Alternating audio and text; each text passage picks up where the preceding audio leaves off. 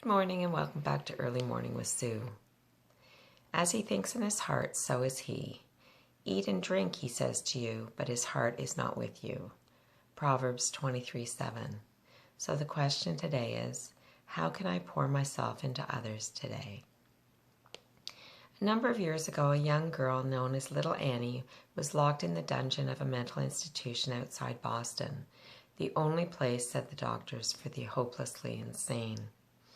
At times, Annie behaved like an animal, attacking anyone who came close to her cage. At other times, she just sat in a daze. An elderly nurse held hope for all God's children, and she began taking her lunch break in the dungeon just outside Little Annie's cage. She hoped to somehow communicate love to her. One day, she left her dessert, a brownie, next to Annie's cage. There was no response from Annie, but the next day, the nurse found the brownie had been eaten. Every Thursday thereafter, she brought a brownie to Annie. As the weeks passed, doctors noticed a change in Little Annie. After several months, they moved her upstairs.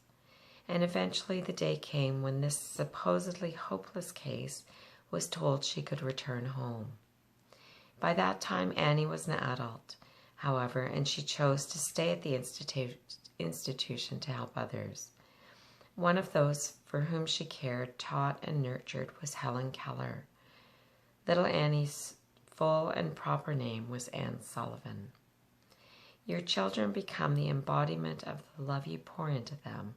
Pour generously. Children are likely to live up to what you believe of them.